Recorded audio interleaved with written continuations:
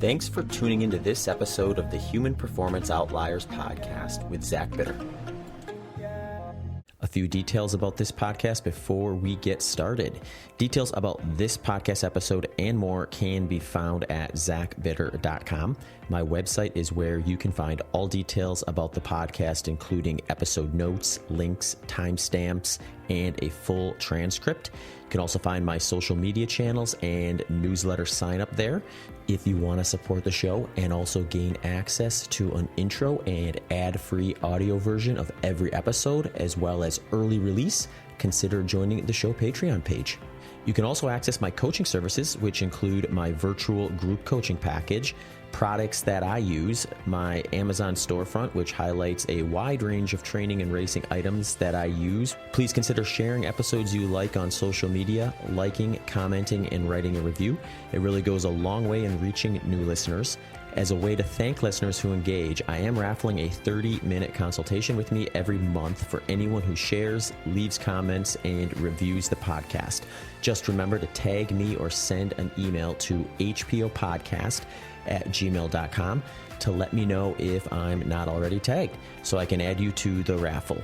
Also, if you have suggestions for show topics or guests, you can also send those to that email address as well. Finally, a big thanks to S Fuels, John G, Delta G Ketones, and Element Electrolytes for sponsoring this podcast. Links and discounts to these brands can be found in the show notes as well as at zachbitter.com. I also left a more formal description of each of these brands at the end of the episode. All right, let's get into the show. David, welcome to the show. Oh, thank you. Yeah, great. Good to have. Well, we interviewed 6 weeks ago on my podcast. Now it's the return leg. So it's about time I return the favor, right? well, really excited to be on. You've had some amazing guests, so I'm not often in front of the mic. Yeah, no, it's gonna be fun to chat with you. I think you've got some interesting insight into some topics that I've either touched on briefly on the podcast or maybe neglected to my own just like lack of jumping into certain things that are, there's so many things to talk about nowadays. You find things that you're really interested in that you just like, hey, you wonder why didn't I get into that earlier, or well, I wonder what took so long to kind of unpack this sort of thing. So it'll be fun to have you on here and chat a bit about just your background in sports and running, Golden Trail Series stuff, which I think is a really cool element of trail running and ultra running. I know you got a background in obstacle course racing and things like that, and then maybe we can jump into some caffeine research type stuff as well today. Yeah, I mean, great. All of that is a huge amount of background in, and actually my background as a runner and my kind of experience is probably less relevant now compared to what I've learned just from being a podcast host or interviewing people or observing athletes. Because while I think given my ability, I think I did well in maximizing my results. Actually, my level was never that high. I just was pretty good at kind of polishing a turd more than anything else, is how I'd put it. So, Yeah, I mean, you're probably like most people where your introduction to running was some type of road racing or marathoning. I find that to be, although maybe not always the case anymore with ultra running, but it does tend to be a common feed into that stuff. So did you kind of get into running through some running clubs or road racing type stuff in the background, in your yeah, background? I was a Hash House Harrier, who were a social running club that for quite a while were like the biggest club in the world. They're probably not that anymore, but very much social running. And then started down the marathon route because the company I was working for were putting in a team for charity and loved the process of training. And it was probably the only thing in my life that had structure, I'd say. So liked the fact that compared to many other things, you're almost in complete control of how good you could get. And obviously like doing well, but for a long time was focused on marathons and getting a good time until I felt I'd nearly topped out at that stage at the mileage I was doing, and then got drawn into that obstacle race explosion in the mid-teens. Loved that wave, but was always a runner who did obstacles rather than someone who actually had any ability technically on obstacle races, had no desire to be in a gym. There weren't really the number of locations now where you can train easily, and so quite quickly it was apparent that the sport was demanding dedication and skills that I didn't have, and so moved to ultra, and from that point on, really did events that I thought were, because of the podcast, that I thought were going to be interesting, or were going to give stories or experiences more than just training for a time or a result per se. So that was probably 2014 through to 2020, and then since then, since a long-term injury that I've recovered from, but I'm an old man now who, with a young baby, realistically, I know I'm never gonna find the time to actually get to any level that I'd be proud of. So it's more about just keeping myself healthy and feeling like my body's not completely given up on me. And I love doing sessions purely because I love the experience of sessions. I think you feel better after them than any other run. But I'm not really. I don't think I'll train for anything until my son's a lot older. So that's kind of my nutshell of racing. Along the way, I've managed to win quite a few marathons or obstacles, a few ultras, but mainly because I've been very good at picking ones that aren't very competitive or going far afield to races that are experiences rather than credible competition. And so my trophy case is far bigger than my actual ability, I'd say. Yeah, well, ultra marathoning, I think, lends itself to sort of that mentality too, where it's not necessarily a sport where, I mean, there's definitely a side of it, and that side is growing. It's growing fast of Mm, just competition and, bettering your previous performance and things like that. So there's a performance angle there, but a lot of it also is just kind of more like a really long, big, like group run or community run to some degree, where everyone's kind of hanging out before. mm, Everyone's hanging out with whoever's around them during, and then in a lot of cases, everyone's sort of hanging out after, and it sort of does feel like, there's a little bit more to just like, what was the experience? What was the story? What happened during that event that stuck out to you that makes for an exciting story and things like that, and it's got this interesting component to it too, where there are some things where you just can't really explain properly if you haven't done it. So then when you are with someone, doesn't mm. matter if they were the last place finisher or the first place finisher, that they both kind of went through that. So it's just like there's this unspoken kind of understanding that, no, now you know what it's like. Let's talk about it and let's hear about it. And there's value there, where I don't know that they have that same aspect in kind of traditional like Olympic distance running or marathoning, where there's like that kind of camaraderie amongst the entire field and that kind of similar sense of accomplishment or sense of Yeah. overcoming certain things like that. Yeah, completely. Because say you spoke to Kipchoge at the end of his run, his sub 2, said, "How was it for you?" You know how it was for him. He ran exactly as you expected. It got slowly harder, and he fought through it. Whereas if you spoke to Killian at the end of any of his UTMBs, I'm sure there are tales in all the top 10 finishes that are things that completely went wrong, things that they learned, things that they change. And yeah, you're right. Ultra's got there's so few formulas to it, and so many different approaches in nutrition, in training, in ways to attack a course that it does mean that you have this. There's a story in every race, in every ultra race, ultimately. Mhm. Yeah, that's actually interesting too. I just actually had David Roche on the podcast prior uh to our chat here today, and he just won and broke the we were chatting a little bit before this about Matt Carpenter, but like, what a lot of Mm, people considered one of the more unbreakable records left mm, on the men's side, which is Matt Carpenter's Leadville 100. And hearing him talk about like his training approach, his nutrition approach, and everything that went into that day for him was like an interesting listen for me, because there were things that he did that I would say I don't know that I would trust would work for me to try to find my best performance, but they clearly worked mm, for him.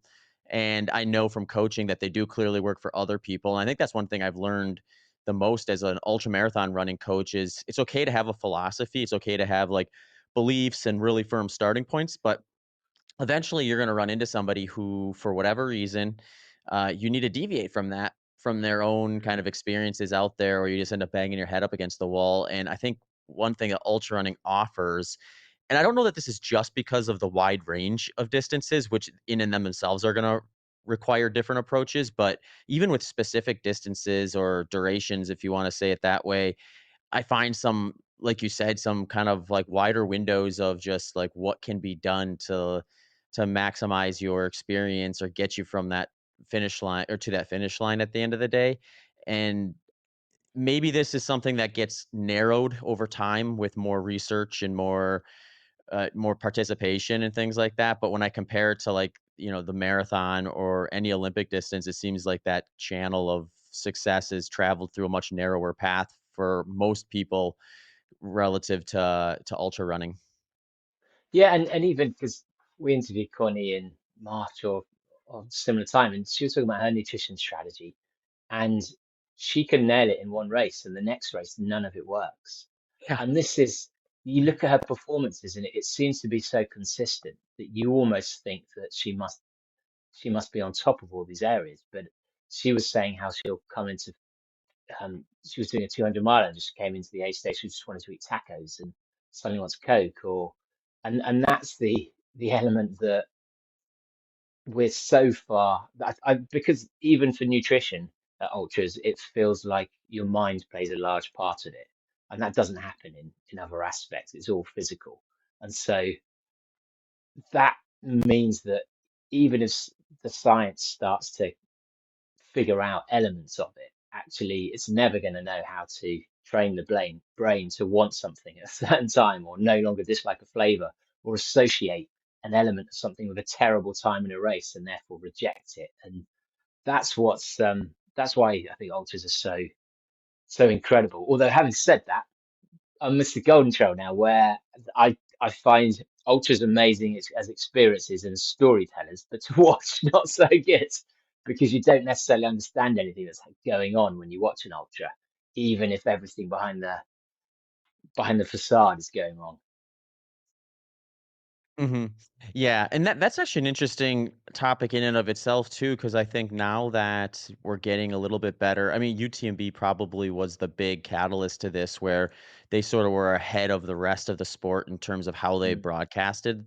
So, I mean, you have like this incredible long period of time that really nobody's going to sit there and just tune in for the duration of the mm, event. Even the fastest people, they're not going to sit there and watch UTMB for 19 hours, but they fill it with so much interesting stuff with like athlete mm, profiles, storytelling, things about the event, things about the different segments where you do find like if you do hang around for a bit, you sort of walk away learning something or hearing something interesting.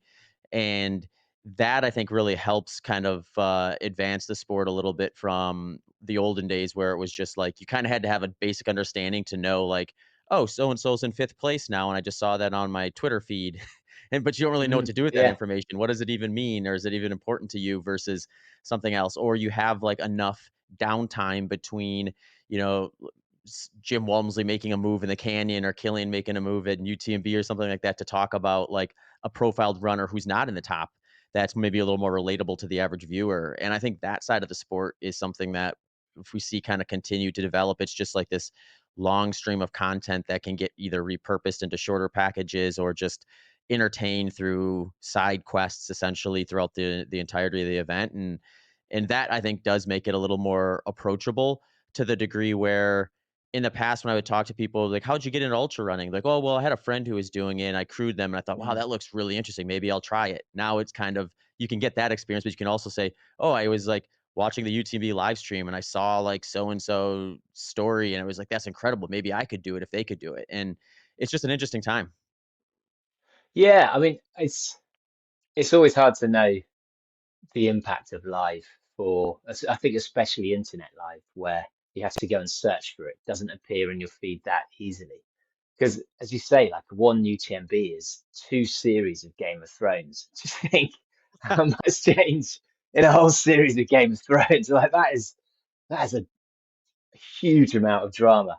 And but especially like I work with Martin Gurufi, he does Golden Trail presenting, but also UTMB.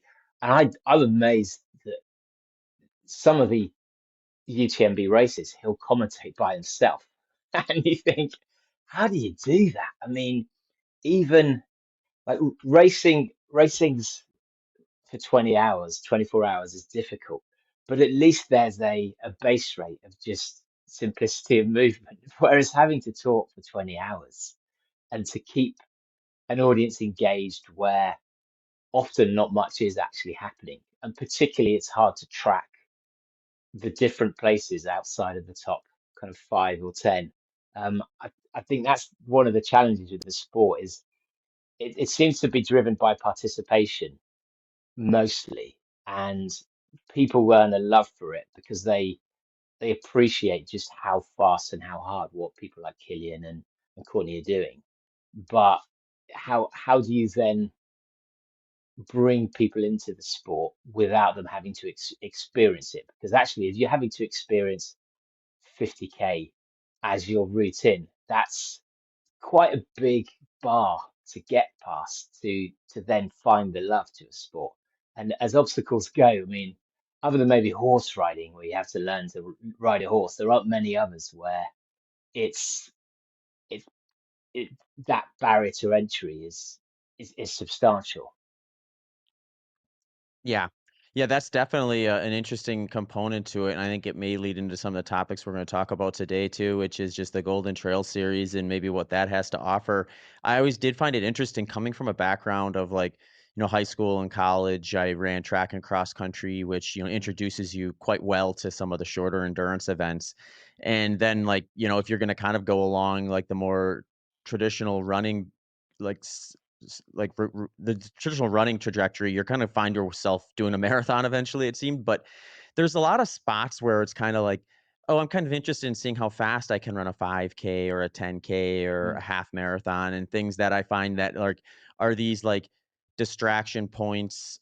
Distraction is definitely the wrong word, but like, these points of interest that pop up along the mm, way that are more about how do I improve, where in the ultra world, I see that component, but I don't see it as strong. I see a lot more of the like, oh, I did the 50K, what's next? You sort of like I've mm, unlocked the 50K. Now can I do the 100K or mm. 80K and then 100 mile, or, now we have multi-day events and things like that. And I do wonder if that will be something that is kind of like a sustainable sort of growth point for the sport, or if it's something where at a certain point we have to sort of like, all right, let's step back here and recognize like, oh, there are shorter options too. In fact, there are trail races that are less than 50K that are quite fun to do. And you can get that experience. You don't necessarily have to like throw yourself into a 50K if you've never run before as kind of like your entry. There's a lot of stuff that you can do to sort of get yourself invested into the lifestyle a little bit from a shorter distance anyway. I think it's so different in Europe to America though because of participation numbers in races because trail is so much harder to put on in the States. The Mhm. permissions are far more restrictive. And I think that's one of the challenges of the shorter distances is you're not going to spend a huge amount of money to travel across the country to do a half marathon in trail, like an hour or a 2 hour run, say. And so whereas in Europe, where it is a lot cheaper and a lot easier to put on mass participation trail races or even small races without having to do a lot of work and travel easily, I think it will be easier to grow that lower level of ultras and lower level of trail because you can just get in your car, race a kind of $40 race and be back. Whereas my understanding is that a lot of American races, because of that price point and the field sizes, it means that, which is why the price is so high.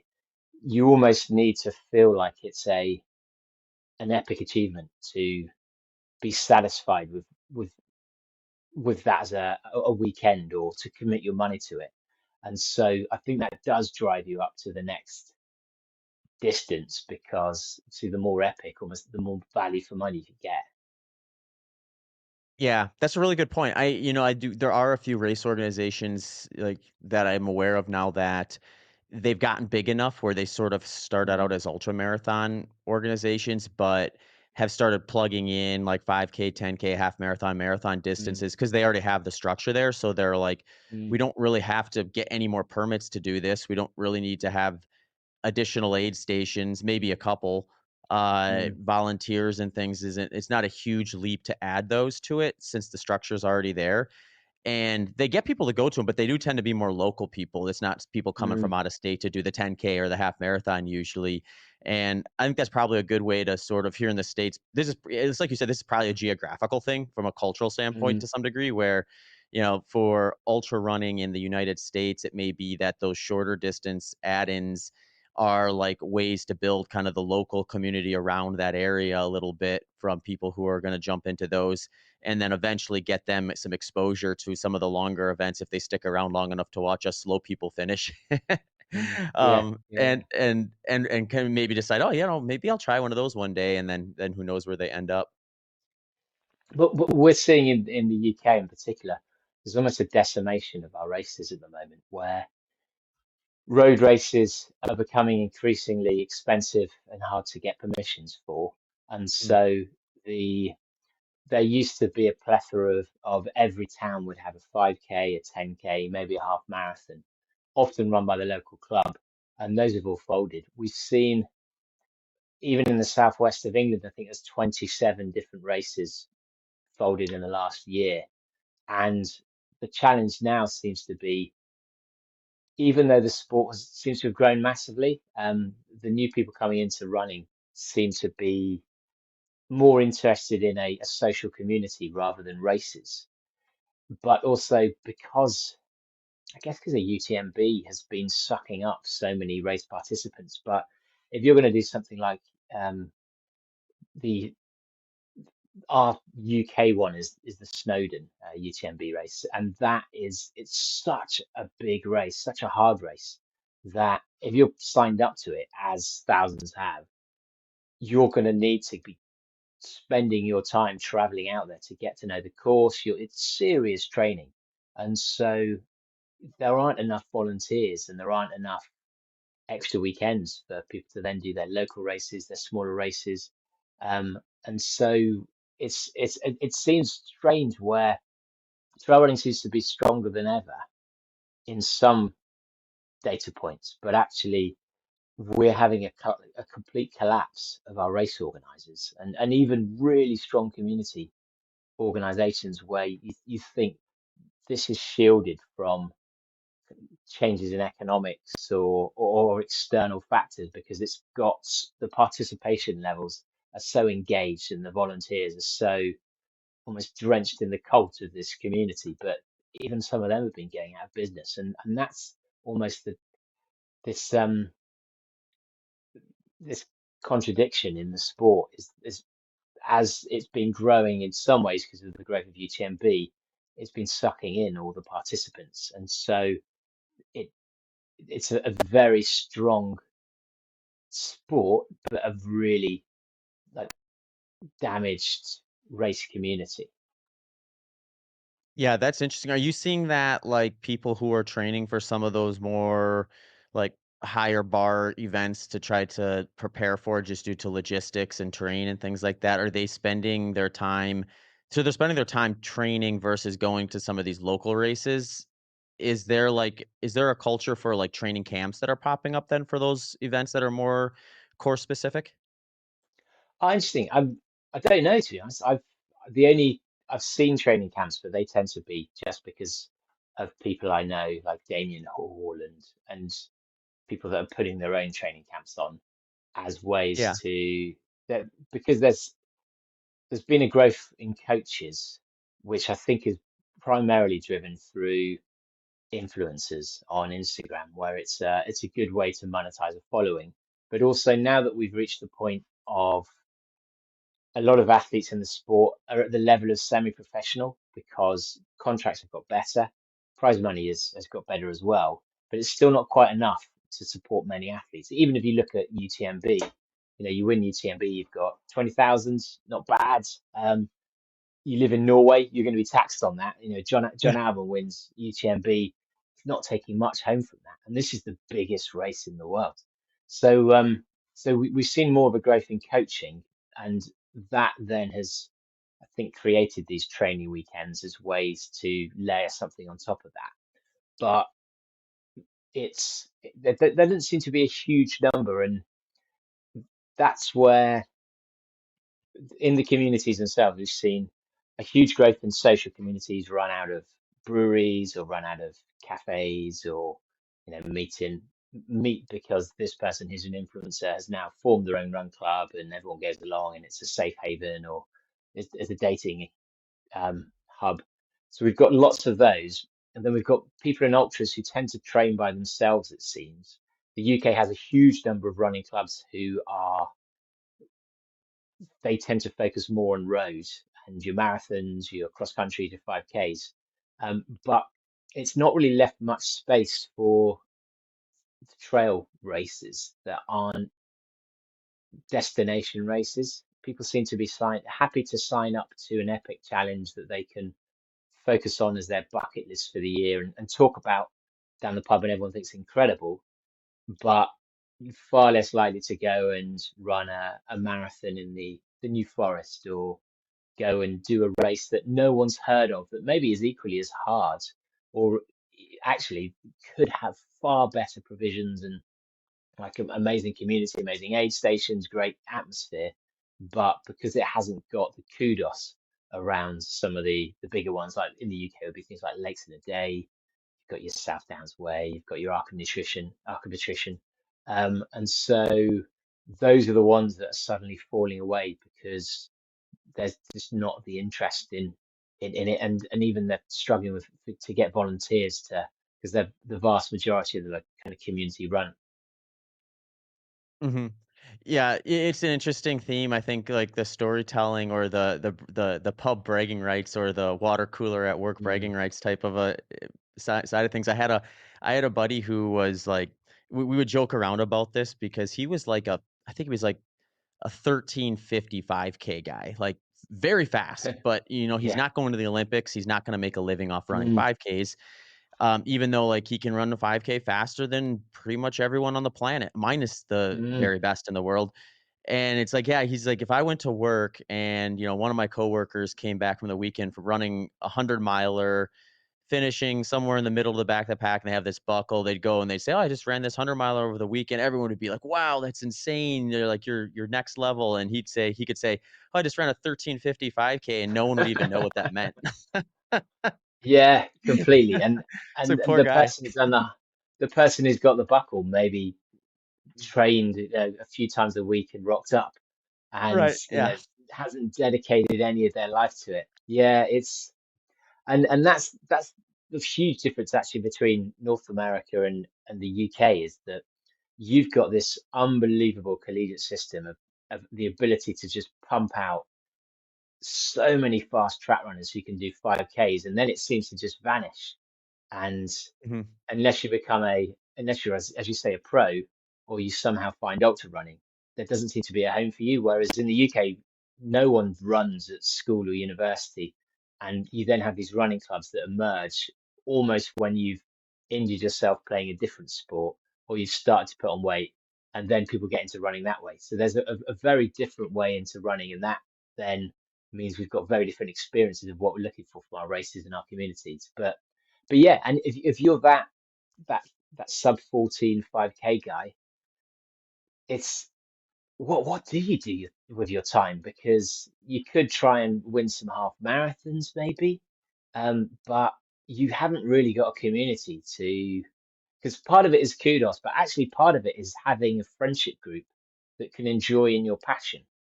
And so if you haven't got that community to train with, like training by yourself is can be pretty heartbreaking, and also you rely on purely interior internal motivation, and that is the is often it's very hard to keep on producing year in year out, that kind of intrinsic motivation. So yeah, it's a real challenge. And do you know Andy Wacker? He's put together with Yeah. Grayson. Murphy, yeah, like what they've done with trail teams seems to be doing amazingly well, where suddenly we're seeing each year a huge new wave of collegiate track athletes suddenly being converted into trail runners. And the the jump from a 5K to a trail half marathon, like it's still a big difference.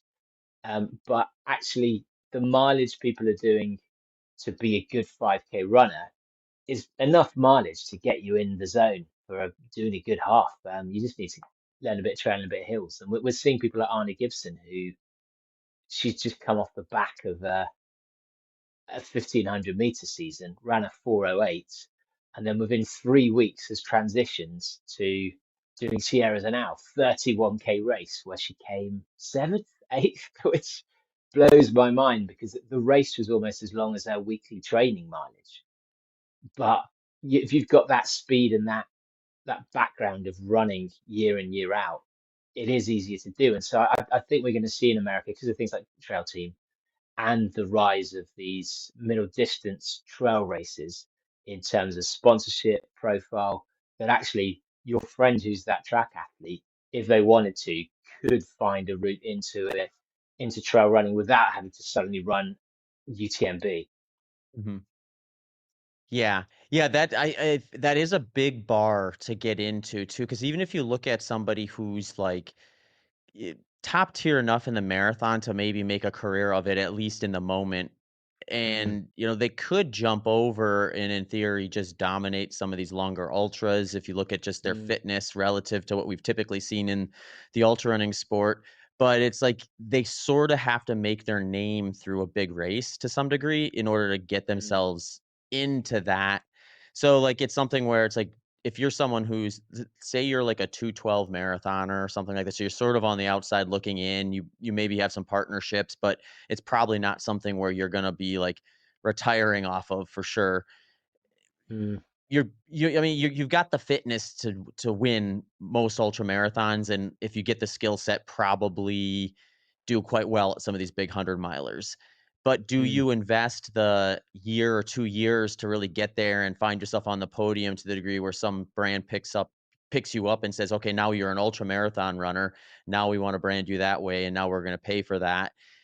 They may not have that flexibility. Like, it's just an interesting kind of, like, gap in like resources and just like paths forward that make it incremental enough so that people can sort of test the water and figure it out before trying to like kind of bet the house on it, I guess, and then mm, hopefully it works out well for him the way it has for guys like Jim Walmsley. But uh, we'll see how that changes. I think some of the like what you mentioned, some of these like races that are just a little more close in proximity to the intensity that they're used to racing, if mm, we can get like a better pro community around that, I think that is like a really good feeder into it.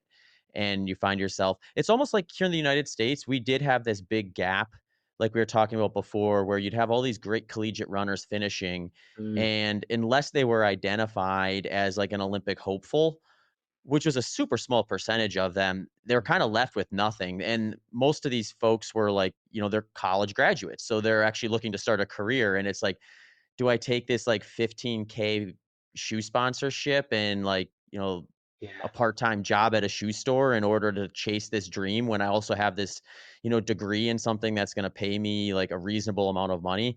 And it's like the choice I think is pretty easy for a lot of people in that situation, and it's not chasing their running dreams so much. But we have seen more development team type stuff pop up in that. So I do wonder if there'll be something like that or an appetite for that in the US where, you can sort of like transition over into like a trail side of things that's shorter duration, get your feet wet, establish a community, establish some partnerships, and then eventually Mm. work your way up to maybe something like UTMB if you decide you want to go there. Or maybe the profession will grow to the degree where you don't have to. You can just say, hey, I'm a sub ultra trail runner and there's careers here for me. Hey folks, just a quick reminder that this podcast sponsors include S Fuels. They have a 15% offer for you. Element Electrolytes, they have a free sample pack offer for you. John G Apparel has 10% off, and Delta G Ketones has a 20% off and free consultation offer for you. Yeah, but then it's still dependent on where you live as well, because Mhm. you may live, there's so many states in America that you're not going to get good elevation and good trail. And so on top of that, then, well, are you also prepared to move to Boulder, Colorado, or to, Yeah. these places in the mountains that often are very expensive anyway, because they're beautiful locations with lovely skiing. And so you put that on top. But that's where Sierra Nevada is great, actually. And I can't think of, I guess Pikes Peak is the same. We've seen some athletes turn up at Pikes Peak, some American athletes who haven't been traditionally trained and do very well, because the ascent, for example, is all uphill. You've got the altitude to deal with, but you're not going to have to. It's far less punishing on your legs, which is one of the biggest challenges of transitioning to trail.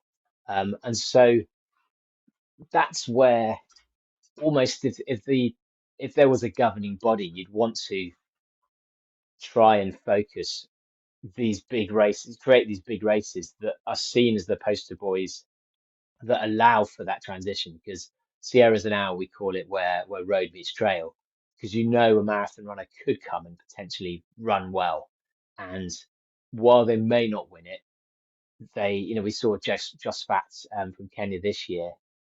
He was a 2:09 marathon runner, and he was leading up until the 20K mark, because he was just so fast he could climb like a champ, and as soon as he got over the top, could then put the gas on Killian. And so there are races in trail at that mid distance where you can establish your name, but there, as you say, that you need to almost have a it needs to be a big enough race that sponsors are looking, that sponsors suddenly think, oh wow, this is someone who I can see could become very good overall at trail. And there aren't really that many races, and particularly not in all countries as well. Mhm. Yeah, I wonder how much of a problem, at least in the United States, it is here, is where like we had this structure in place where like if you're a runner in college, you'll do track and cross country if you're distance. But cross country has basically become a sport of let's find like the flattest, hardest packed patch of dirt and then just run Mm, a 10K or an 8K on that. So it's like, it's not really like a feeder into trail, short distance trail, the mm, way it maybe was historically or could be with more yeah. traditional courses. And I wonder if something like that would be like just a better differentiator. So it's not like, oh, the person who won 10K cross is probably gonna at the very least podium in the 10K at nationals for in college here. You might have very different athletes at that point where in order to win cross country, you have to be different enough from the person who wins the Mm. 10K that you're not even a storyline of a podium finisher for one or the other. You can kind of pick. I wonder if that would be something that would be again, we are probably dealing with logistics with that as well, where it's here in the Mm. US, it's a lot easier to find a flat golf course and put a cross country course on it than it is to find an area where you can make any sort of varied terrain out of a course to a degree where you're going to service like all the collegiate programs in the country. Yeah, although it's always easy to find an absolute like pile of garbage and just run people through it, which, Yeah. that's like, UK cross country is horrific at times. It's some of the most incredible racing, but you're just brutalized on a course where it feels like you're running through swamps, and they just manage to find, like, you run through a riverbed, you then just tread through this stuff that looks like no one else has ever been down it. Um, but even within that, all of our club runs, if we look at people like, Emil, who has just come fourth in the Olympics, he's done very well at cross country. And our marathon runners, our 10K runners, a lot of them were still very good at cross country. And while they may be, just because you're good at track doesn't mean you'll be good at cross country. You're still going to beat people who aren't quite at your level. It doesn't Mhm. seem to separate the athletes that significantly. But always with these things, it comes down to money and profile. And if you can raise the profile, or if it's either going to be sponsorship or television rights, really. And we're seeing so many brands now come into the sport compared to previous years that actually, I mean, UTMB is saying part of the reason why the prize money is so high this year is because of Hoka, or maybe Hoka's saying that because obviously it reflects very well on them to be seen to be supporting the community. But you didn't used to have Brooks and Asics and Nike and those brands pouring money into trail. It didn't even have trail shoes, a lot of them, until Hmm. relatively recently. And so all this extra money hopefully will mean more races can actually give prize money and give that platform to allow athletes to come in. And but even now, unless you're one of the very top of your Golden Trails, your UTMB races, there's still not a lot of money in it. When you take out travel expenses um, and the fact you don't have that many opportunities to actually make money, and actually you're probably wanting to put some money aside, given that you're not really building a career. So that I think even when a lot more money comes into it, and we see it with athletics, it's still from the vast majority of Olympians, not many of them are actually comfortable. They're still Hmm. scrapping around to try and make a living. Yeah, it is interesting. I remember when I had my first like athlete contract that was of any consequence. It was like the first thing I thought was, this is great. This is helpful Mm, for now, but I'm not gonna be earning this when I'm mm, probably even 40 for to some degree. And there needs to be a career after that. And it's like, do you bet mm, on just making connections within the sport to the degree where there's a more traditional job waiting for you? Or do you even want to go that route? Or do you start building things around yourself? I mean, fortunately for me, like as the sport grew and as I got into it, things started popping up that would have even been careers mm, before. Like when I was in college, if someone had said like, "Oh, you know what? Maybe you should think about becoming a podcast host." I would have been like, "What is a podcast?" And like nobody would have been getting paid to do them at that point in time anyway. But now you mm, can. Now you can start a podcast and there's good enough metrics that you can draw from it where you can get support for that. And then like if you're doing things like coaching and things like that, it gives you an outlet to kind of share that information and those programs with people. So yeah, it's kind of somewhat to it's a sport where if you really like if you leverage your quote unquote 15 minutes of fame from some results you got into some other passions that you have, mm. then you can maybe build like a career type of scenario. And it's just easier to do that nowadays. So I wonder how much more we'll see people get into the sport because there's just better career paths for them post running career. They don't have to think of it as like, well, if I'm really lucky and can put in 10 years of high quality racing, I'll meet someone along the way who will think that's cool and give me a job afterwards. Yeah, and even within companies, there's community managers, there's athlete managers, there are so many more brands out there and Mhm. so many more roles within brands that bringing on an athlete to actually do those roles makes sense because even if an athlete isn't necessarily as skilled as someone else, you know they're going to work hard, you know they're going to be focused on results, and you know they're going to love the the role or the community. So, yeah, there are a lot of careers going out of running, but even even Poland at the Tatra Sky, I was talking to an English girl who she was before it was cancelled in fourth place and a huge talent, but she's training to be a doctor. It doesn't make sense for her to Mhm. come and race many races, and like she'll never be a full-time trail runner because the level of commitment to do that, particularly from the UK where you've got the lakes and you've got some Munros in Scotland, but actually it's still pretty small compared to hill like mountains in Europe and America. And so yeah, she's an incredible talent, but actually there is no it's so obvious that it would be a bad decision to actually not become a doctor or Mhm. to sacrifice for the sake of a running career, which while may be fun, actually the likelihood of injury and um, the long term guarantee is really variable. Yeah.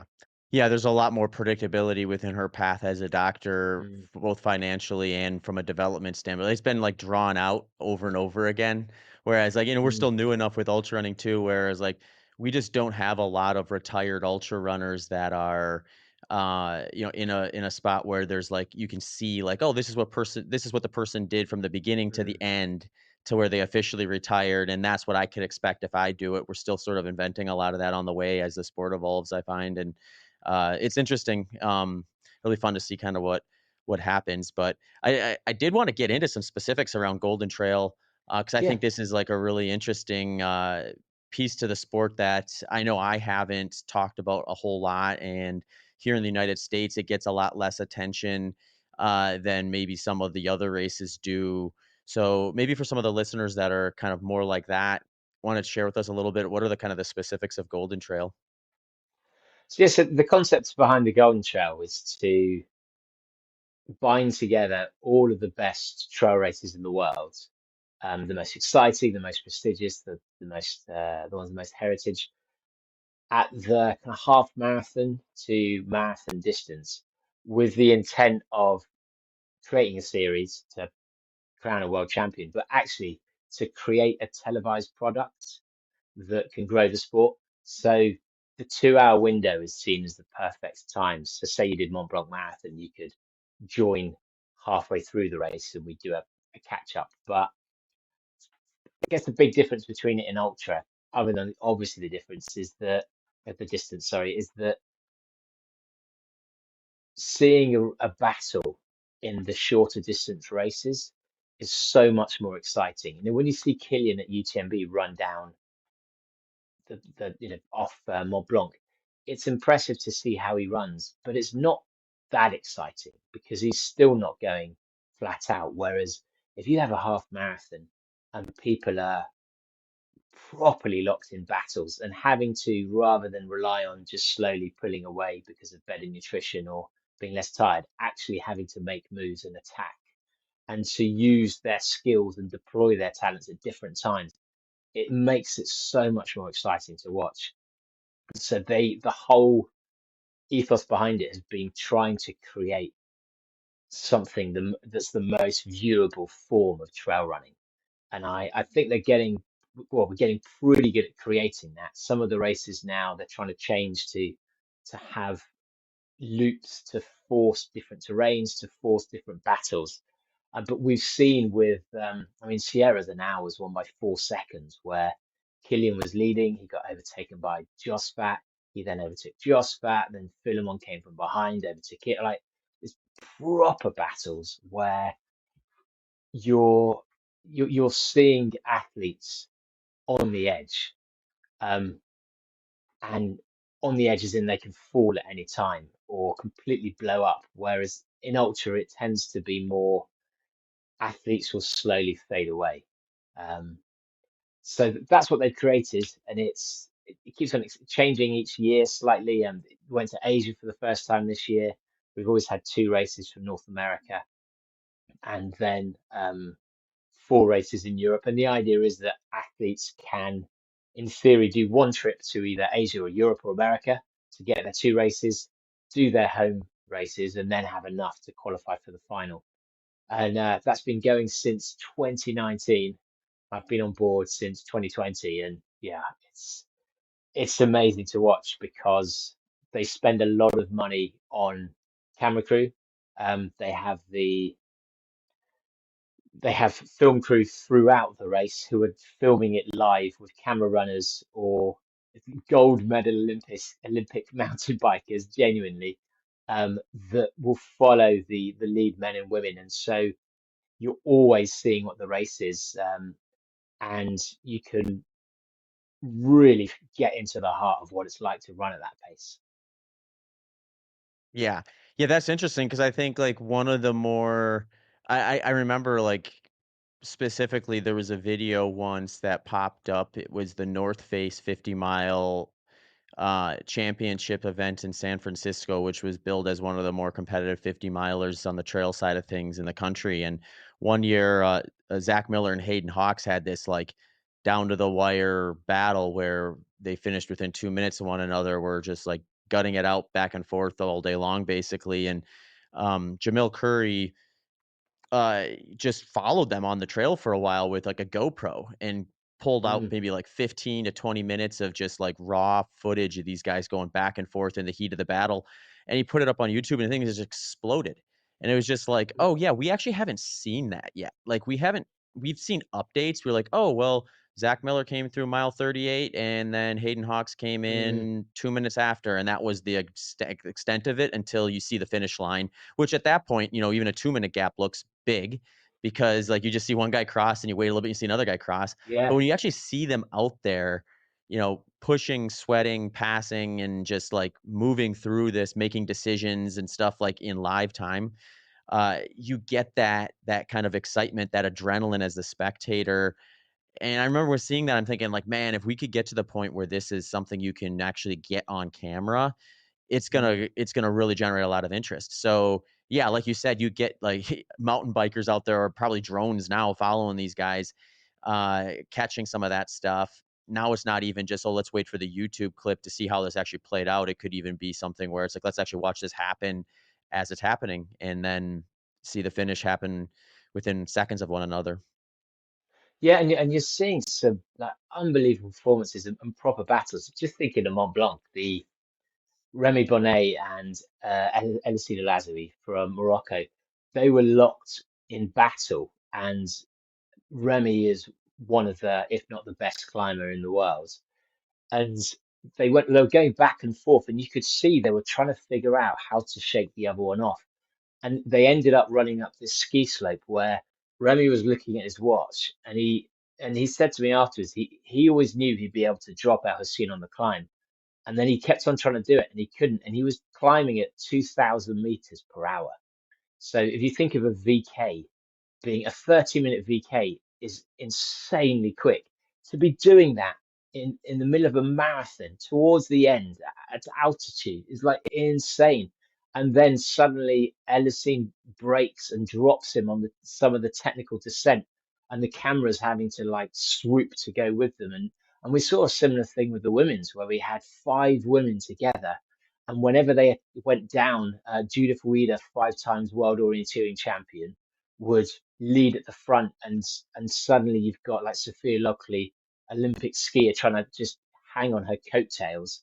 Maud Mathis, former champion, off the back, and then it gets to the flat bit, and suddenly it all changes, and so it's you get these proper battles where because you have specialists in uphill, downhill, flat, technical.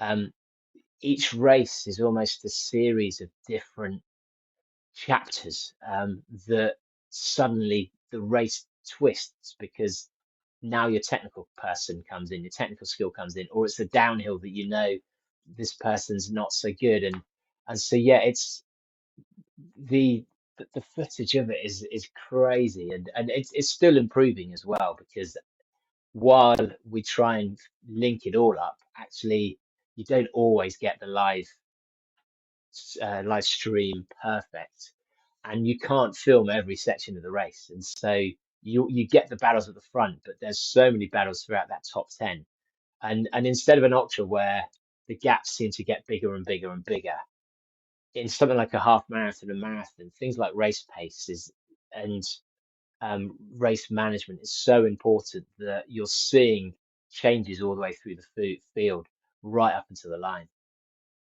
Yeah, that's a really good point too, because there is a whole nother layer of complexity that adds to the strategy of how you're going to race something like that.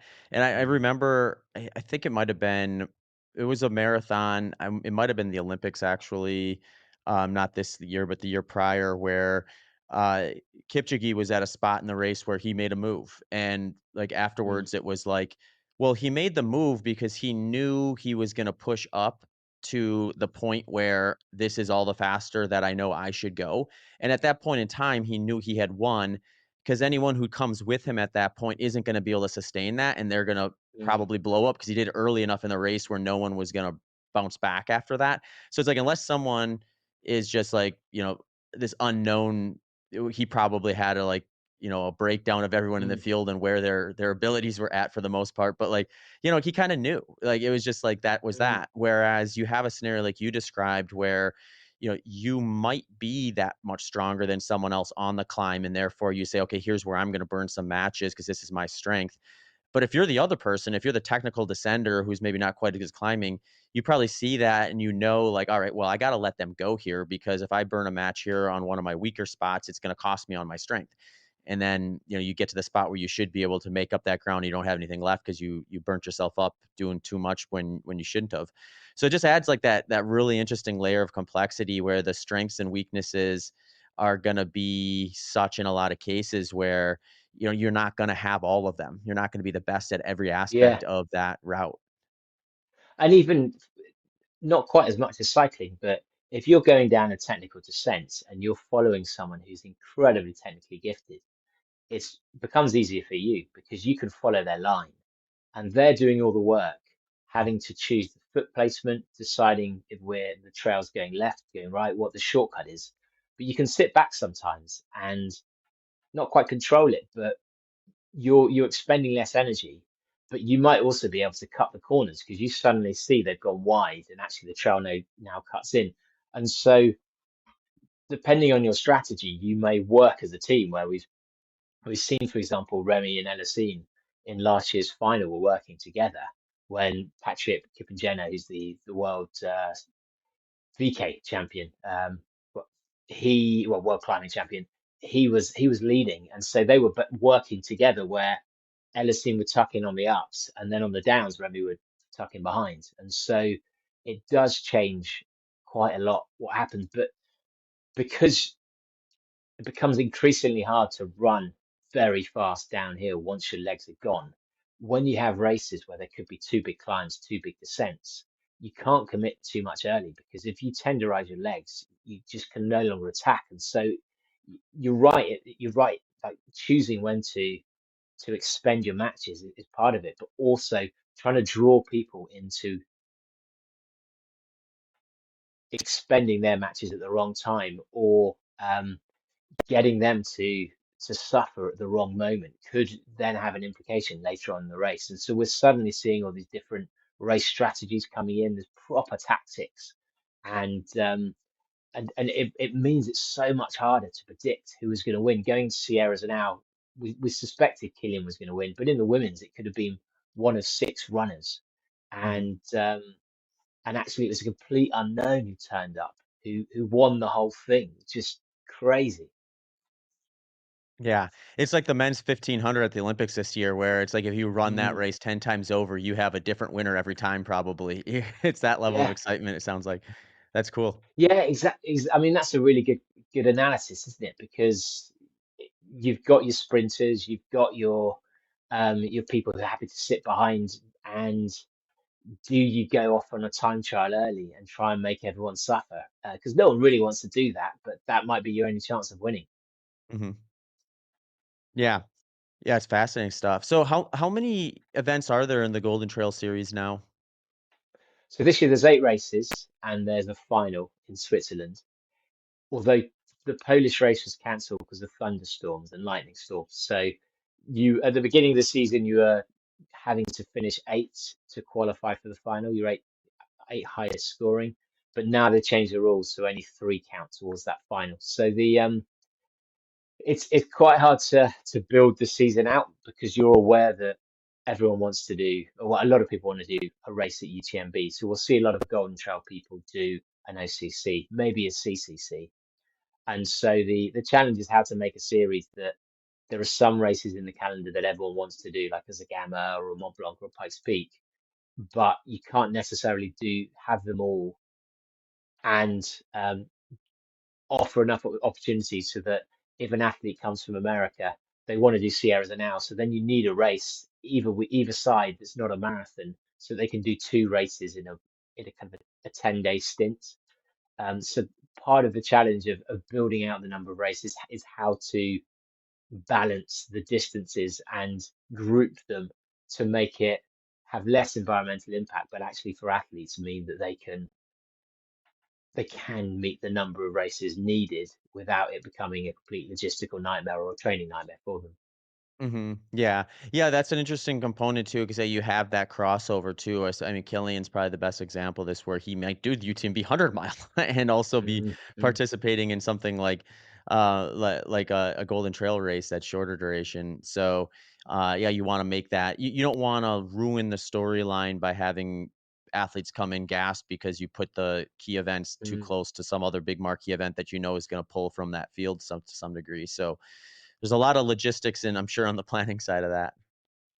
And just finally, just making sure athletes don't get injured as well, because we've talked about those financial pressures on athletes, but then there is also FOMO, and athletes want to race as often as they can, typically until they almost go through an injury and realize they need to balance it. And so there is an element of trying to protect athletes from their racing instincts as well. Mhm. And limiting the races, or at least spacing them out in a responsible way, I think is quite important. And that's that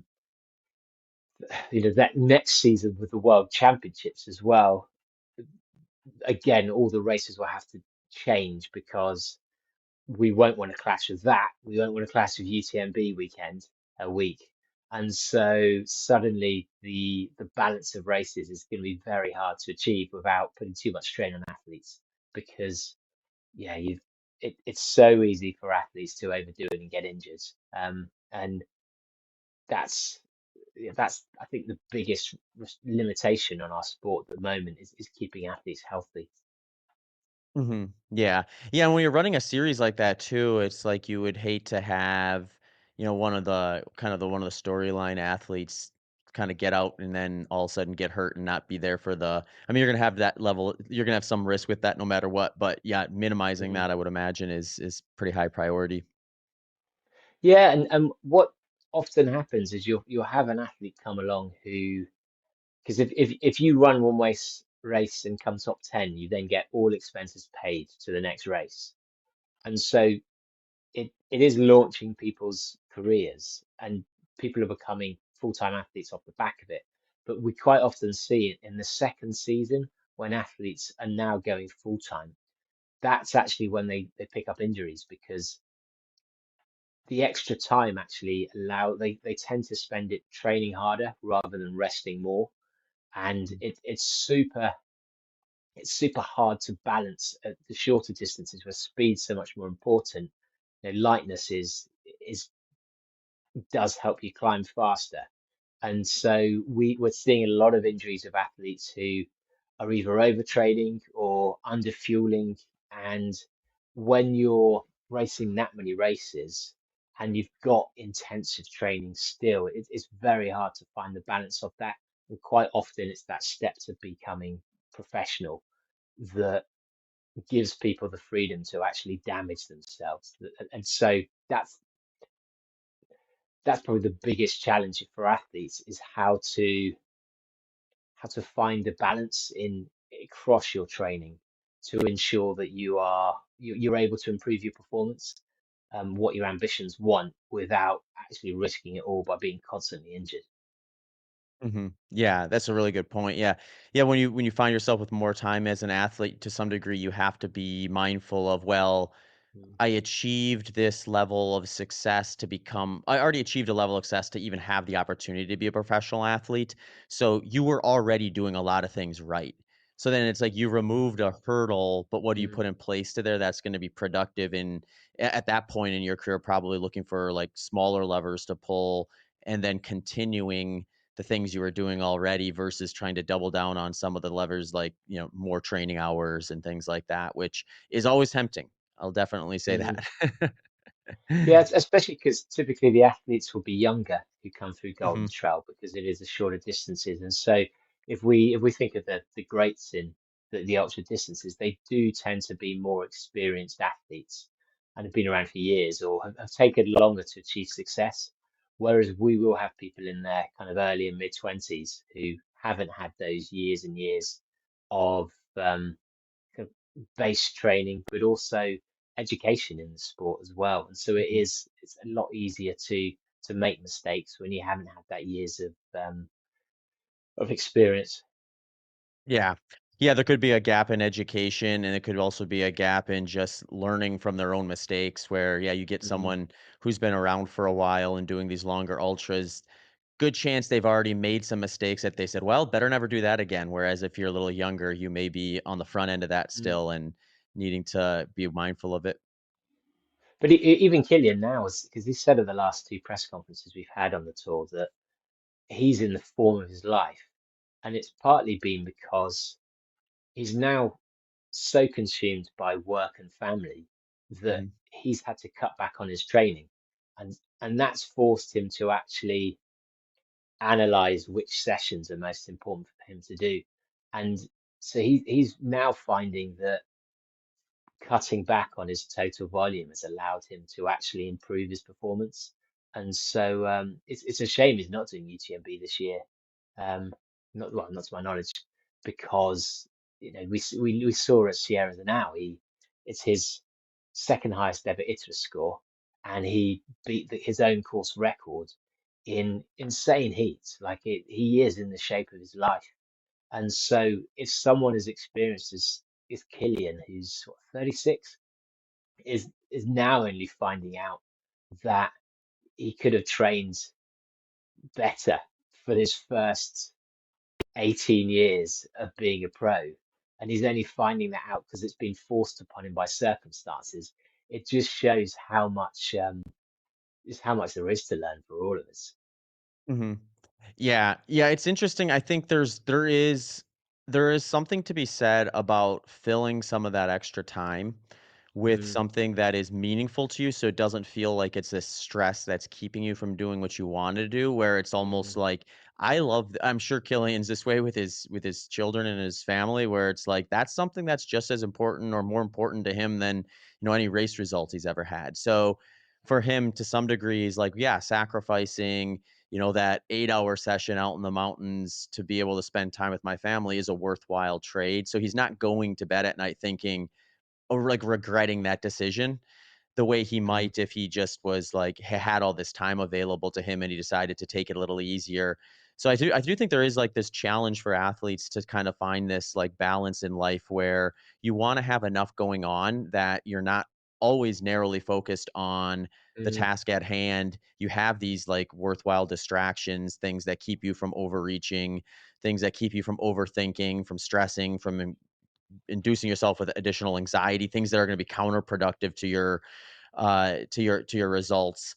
Uh, It that's also really means if you're interesting. injured as well. Mhm. We've spoken to a lot of athletes who, when they're injured, it's horrific because they have nothing else in their life, and for their mental health, they they can only think about what they're missing out on.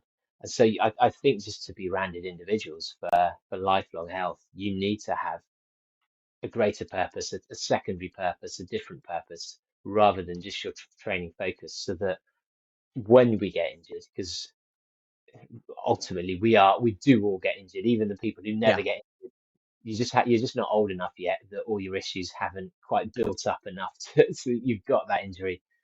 Then you can be happy with an injury, because that's Mhm.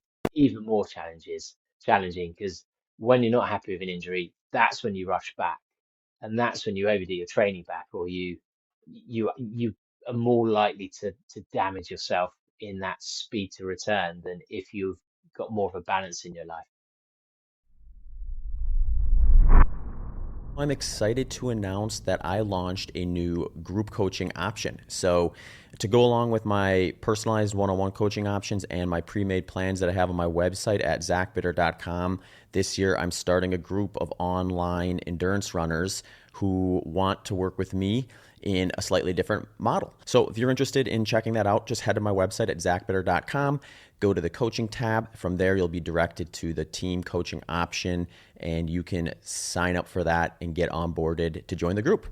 I did want to chat with you a little bit about caffeine too, because I think that's something Mm. where in the sport, whether you're doing the Golden Trail series or you're doing the Ultra Trail Mont Blanc or Western States 100, caffeine is going to be something you see used by athletes and participants for the most part, I know there's some people that don't respond to caffeine, but that tends to be the minority. And Mm. it is something where the research on caffeine is such that, as far as legal things you can take in to supplement your performance, it's one of the higher rated ones you can find out there. So, what do we know about caffeine and endurance sport from just like a starting point for people who are thinking about, all right, I know I should probably consider this, but what do I really want to actually do maybe in training and then on race day to actually leverage that tool? Yeah, I mean, as you say, it doesn't help everyone. The metadata from scientific studies, the best collated data is that 8% of people don't respond at all. You'll instinctively know that, I think, if you are one of those. 50% of people respond, super responders, and that 42% are respond above placebo. So when you look at the studies, and there's been like over 100 studies on caffeine, they the results actually average out those 100% of people. And so actually the impact of caffeine on some individuals is massively understated, but for other people massively overstated. The I guess the stats on it are they it can improve endurance up to about 6%. The way it does that is it releases fat cells from the liver that can be used as a fuel source, preserving glycogen from your muscles. So you're less likely to run out of your glycogen stores, which is obviously great for endurance. It reduces the feeling of pain and fatigue. You will still actually be in pain and you will be fatiguing. You just won't feel it as much, which allows you to actually push through that pain and fatigue barrier a little bit more as well. It also works in many other ways. We know about the alertness factor. The the areas where I think people go right and go wrong in its use. I think people use it too much as background noise, where the more caffeine you use, the less the impact it has. Although there is mixed research on that. So that's certainly true when it comes to alertness, because how it works is caffeine attaches to sensors in your brain, which blocks a chemical called adenosine, then attaching to your brain. When adenosine attaches to your brain, it makes you feel sleepy. And so it stops you feeling sleepy. The more caffeine you have, the more of those receptors you build. And so it takes more and more caffeine to keep yourself alert and to stop yourself being sleepy. Now, some studies I've seen to do with Ironman athletes has shown that even if you have a high caffeine usage, you can still get a benefit of caffeine in sport. Because my understanding of it, although this hasn't been actually analysed, is that the physiological elements of it, that releasing of the fat cells from the liver, still happen even if you use a lot of caffeine. But I personally always drink decaf coffee and don't have caffeine in my life at all, so that when I take caffeine, I don't have to have much to feel a really big kick. Now, the studies are showing that to get your optimal caffeine dose is a huge amount of caffeine. It's between 3 and 6 milligrams of caffeine, most studies have shown. For me, it's about 5.5 milligrams. But that equates to that's per kilo that you weigh. So for someone like me, that's 210 milligrams of caffeine. That's 3 cans of Red Bull as that low bar. Like it's a massive amount. Yeah. And it doesn't make sense to use that in your training, and doesn't really make sense to use it in many of your races. It does in ultras. I do that if I'm going for a PB in a 5K or 10K. But actually, studies are showing that 1 milligram of caffeine is what it takes to get an ergogenic effect. So to have a benefit in sports. So you're looking at, for most people, between 60 and 100 milligrams of caffeine. So bear that in mind when you're looking at your gels, your chews, your coffee, your energy drinks, whatever you're using, is that a lot of gels are really underproofed. And so particularly some gels like some of the goo gels, some of the Cliff gels will have 20, 30, 40 milligrams of caffeine. So if you're looking for a quick kick, you're going to have to take two of the gels to be able to get that kick. Now, something else to bear in mind is that we massively differ in how fast it kicks and also how long it lasts. So the half-life of caffeine, which is how long it takes for half of it to leave your system. So if you start with like 100 milligrams in your system, the half-life is typically between kind of 4 and 5 hours for most people. So 4 or 5 hours later, you've got 50 milligrams left.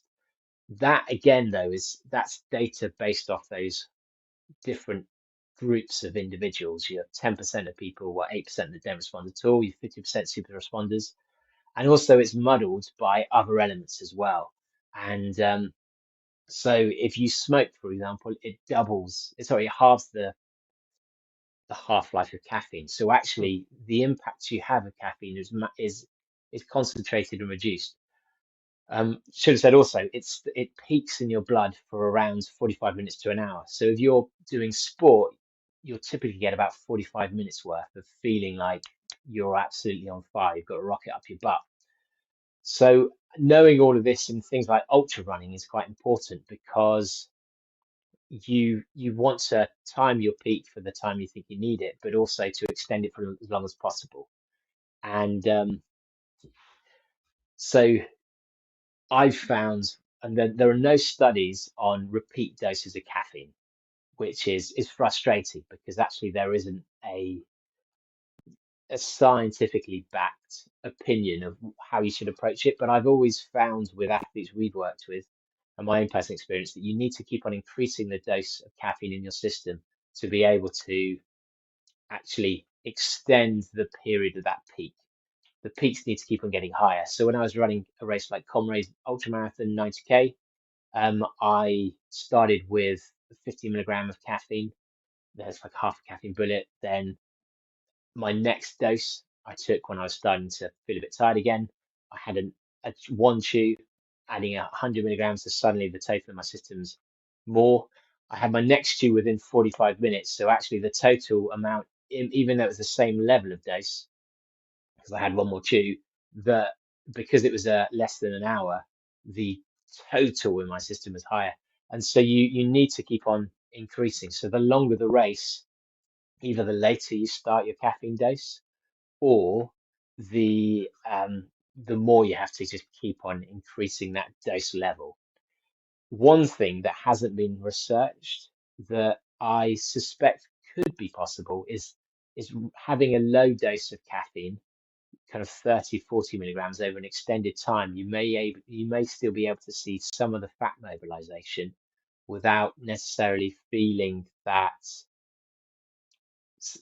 the mental response that you see with the reduction of pain and fatigue, and that alertness. So that is something worth playing with. But because we are so different, it's very hard to actually advise to someone what to do. Um, and similarly, if you're on the pill, the contraceptive pill, it actually doubles the lifespan, so the half-life of caffeine in your system.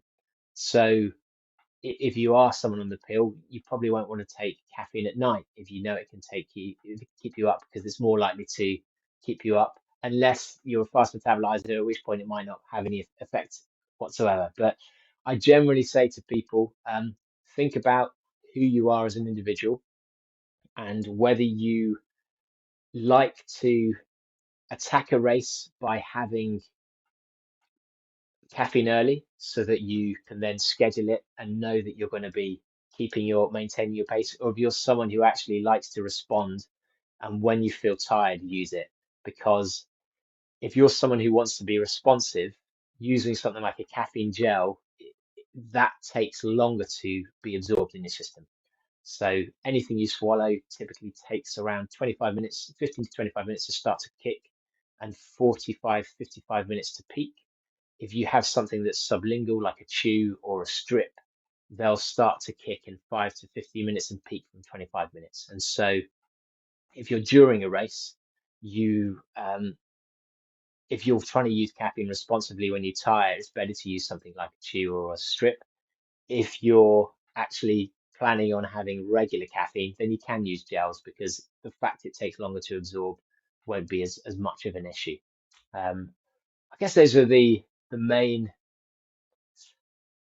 the main facts around it. I'd say most people though because they use so much caffeine in their day-to-day life, when they then use it when they race, it has less of an impact. And studies have shown that for caffeine to be completely out of your system takes around 4 days, but to reverse the effects of caffeine take at least 2 weeks for the to almost return to your baseline. If you're a very heavy caffeine user, though, you may get withdrawal symptoms, and so if you that can give you headaches, it can actually disrupt your sleep. So if you do take a lot of caffeine day to day, I wouldn't necessarily advise cutting caffeine out in the build up to your races unless you do it quite far out, because the impact of disrupting your sleep may be more negative in your overall performance than the benefit of the caffeine on the day, if that makes sense. hmm Yeah, it kind of fits within the mold of just like maybe address that in your off season if you're going to do that, and make sure Yeah. any of the hurdles that are come along with it are done when it's a low consequence for performance. Um, which is interesting because it's like, and this is, I mean, you hit on so many points that I'm curious Mm, about, and I think they do a pretty good job of just sort of spelling out maybe where some starting points are for people if they're doing longer races like I am, where they're out there for 100 mm, miles or you know, all day long and beyond in some cases. So yeah, it's one of those spots where it's like if you look at the caffeine research and find that like what you mentioned, there's I call it a performance dose of 3 to 6 mm, milligrams per kilogram. mm. I think of that like in a couple different ways. One is like you can't be hitting dosages that large frequently enough to really like you can't be doing that often if you're gonna go that Yeah. route. So then you have Yeah. to decide, like, when do I take that performance dose? So, like, if you're out there for 24 hours, Mm, like, maybe you can do that a few times, but, you probably wanna pick the right spots. My other mm, thought too is, like, when we're looking at, like, a 100-mile race versus, like, say, a 5K, if I'm doing a mm. 5K, I want that performance dose because I sorta wanna be shot out of a rocket, whereas Yeah. if I take a performance dose before a 100-miler, it's already too easy for me to get tempted to go a little faster than I should. So if I have an Yeah. ergogenic aid incentivizing me to go faster yet, I'm just gonna probably blow up at the end of the race due to too Mm. fast miles early on that are like artificially effort-wise like reduced. Um, And so then so many it's people sort have a morning coffee before their race, and that's doing exactly that. Before your marathon, your half marathon, you do start off too quickly, and then you're burning your glycogen stores up to at too high a rate. Yeah. Yeah, it just compounds itself. So I usually Mm, tell folks it's like what's probably worth considering is like if you're gonna do performance dosing, think of it as like where are the spots that I mm, wanna be returned to baseline because things are getting pretty rough, or I know I'm gonna be running through the night and I know 2, 3 PM is gonna be a challenge because normally I'd be fast asleep at that point, and now I'm out there not just being awake, but trying to perform at the same time versus mm, a strategy that it sounds like you're maybe a little more in favor of with these longer ones, which is just kind of like dosing in things that are like well below the performance dose, but doing them more frequently because you're likely to probably get enough of a cognitive assist there to stay mm, on a relatively low intensity effort or enough focus to maintain that. But then you can pull that lever more frequently and then maybe avoid kind of shooting mm. yourself in the foot by going out too fast or hitting caffeine at the wrong spot in the race at a high enough dose where you start, eating up miles or kilometers at a rate that are unsustainable. But it's really worthwhile thinking about your overall nutrition when you think about caffeine as well, because while that's the science behind it, actually the reality is most people need and use caffeine at the point when their stomach's going, or they're Yeah. not wanting to take more gels, or they're Mhm. sick of their energy, their even their tailwind or whatever it is that they've had already 3 liters of it. And so you need to think about. I always recommend having more than one potential source to test for caffeine because, in the same way at ultras, you want to have a variety of flavors and of products to reach for, because the moment you're having caffeine is when you're likely to be turned off all of this nutrition you've been having up to that point in your race. That's when you need to have some options. And But something else to bear in mind as well is that caffeine does spike your insulin levels in your bloodstream. And so if you've been, if you say, for example, take a caffeine gel to get the caffeine, if you're not able to continue taking gels after that, Mm. you're not only going to get an insulin spike from the caffeine, but you'll get your sugar spike, you'll get your insulin spike from the gel as well. And so you'll then see a pronounced sugar crash afterwards if you don't keep topping up your carbohydrates. So it's really important if in longer races, if you are using caffeine, that you don't just think carbohydrates will get me until like the 80% mark, and now I just caffeine out the rest. You need to be topping up to making sure you're not having that caffeine crash. And that's where we've kind of we've been toying with different products that can help. So we've now got a ginger chew that is milder. So it's like 33 milligrams of caffeine rather than 100 milligram. And that means you get the stomach settling element of ginger, which moves carbohydrates faster through your system. So at the point that your stomach's going to shit, literally, hopefully it means you still can get your caffeine without having to sacrifice your stomach quite as much. But do try it out because I whenever I used to race when I was younger, I wouldn't mind going into that 5 milligrams of caffeine because it meant that I'd go out all night and go raving afterwards because that seemed to be like a traditional post-race finish. But that's not great after a training session because Right.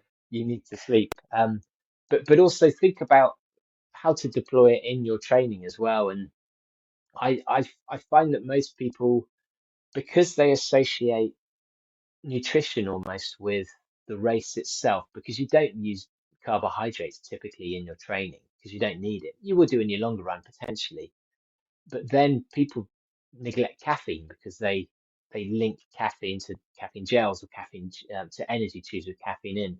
But actually, for me, I've found tempo runs it is so good to have caffeine on me because I'll quite often if I've had a really intense training block, and it's the Thursday run that I fear the most, which is my tempo run where you keep on extending it a mile, and it almost seems unfeasibly hard when you're coming to the end of your training, and having having caffeine in your pocket, you could either take it before if you wanted to, but say I was get before Comrades, I did basically 10 miles of hill sprints, and knowing that halfway through, even 5 miles of this hill I'd run up and down seemed a lot. But knowing I could then have caffeine to help me get through the end meant that I could start with confidence at the beginning. But actually, I wasn't dreading the race. I wasn't dreading that training session all week and like it draining my mental energy because it suddenly meant halfway through the run, I'd be like, right, now's the time to blow the bloody doors off. And so using it, having it there as a support. And sometimes I wouldn't take it in every session because sometimes it's important to actually gut it out and train your mind to having to deal with that misery. Um, but having something like that for your tempo run, maybe your interval session, if that's the one you fear, or having it in your back pocket on your long run where you're doing back to backs and you're just worried about not being able to finish those extra miles. I just find it takes the stress out of training. Mhm.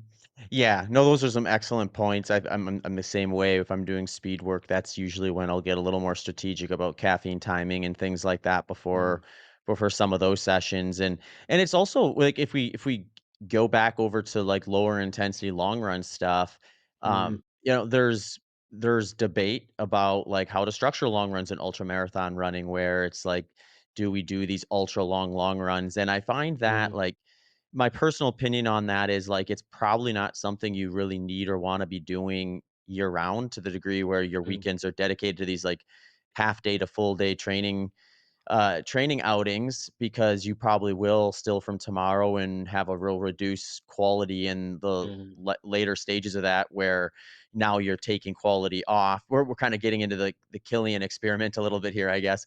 But yeah. there are those like kind of consequential weeks when you're getting closer to the race itself, where with enough time if you've developed the proper running fitness up to that point, you should have a little bit of flexibility to make that opportunity cost of maybe going out for a little bit of a longer session or doing a tune-up race in order to practice things like, well, how do I feel when I'm out here at a low intensity for 5 hours if I take in 50 Mm, milligrams versus 100 milligrams of caffeine, and really kind of run some of these things through the system to give yourself mm. some insight as to how you're going to respond to it and put together a more of a personal, individualized approach to kind of how you're going to use caffeine on race day. That's maybe a little more specific to the timing, the fatigue level, and the specifics that are going to be there. Yeah, and even particularly if you're someone who trains to heart rates, just going out and practicing with caffeine as well, because it's going to throw off all your stats, because it's going to immediately jump. And Yeah. so if you're not used to that on race day and you suddenly take some caffeine, you don't know what pace to run anymore because it's completely changed. Um, but I find as well, I for me caffeine's like a shortcut to motivation, and it's in the summer I don't need it for that, but sometimes when it's dark and wet, I can't be asked to train or to do a gym session that I just dread.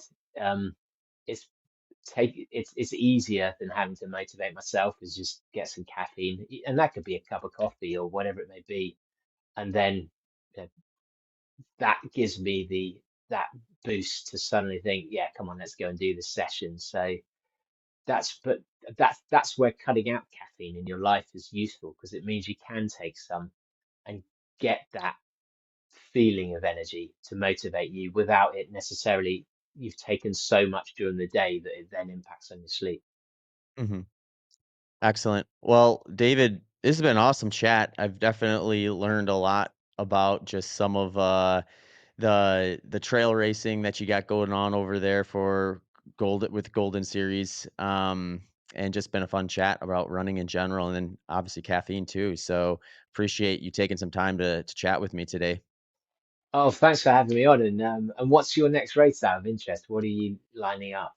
Yeah, so I sort of put myself into a pattern after this summer race that I was gonna do 100 miler probably in the fall timeframe. So I kind of started the training process for that, but I hadn't really picked an actual race to do yet. And I was sort of on the fence between doing Javelina 100 and Tunnel Hill 100. So I think I'm gonna make that decision probably in the next week or so, and go for one of those two. But both of them are runnable enough 100-mile courses where it wouldn't change the Yeah, way I prepare for them in any drastic way. So I've been sort of like resting on that reality, and that's been keeping me yeah, from actually picking one.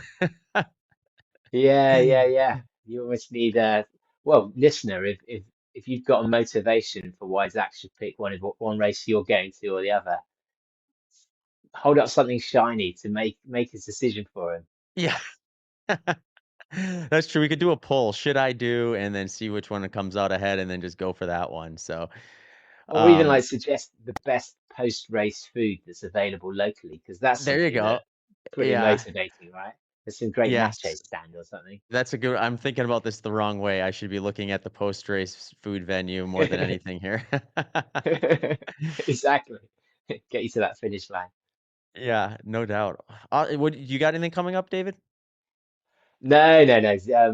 I'm doing a something called the craft half for Street Charles, just a half marathon with booze, but I'm well away from being any kind of fitness to race. So it's just for joy for myself, and Just having fun out there. There's nothing wrong with that.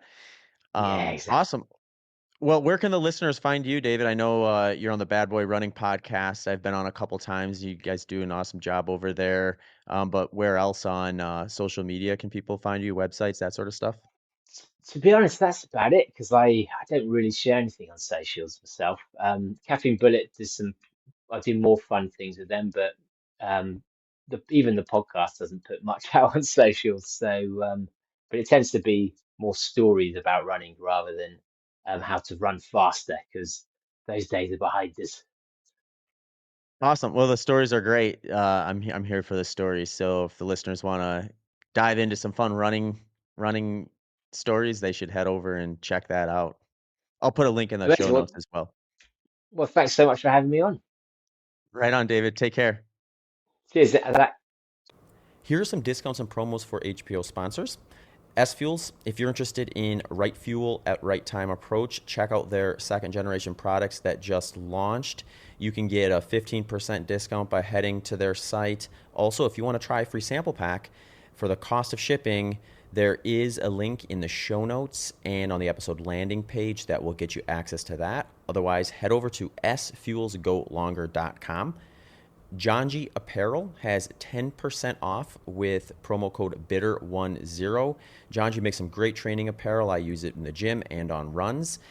You also have a really cool product I've been using a lot lately, which is their multi-pass mini and sling bag. I would definitely recommend checking those out.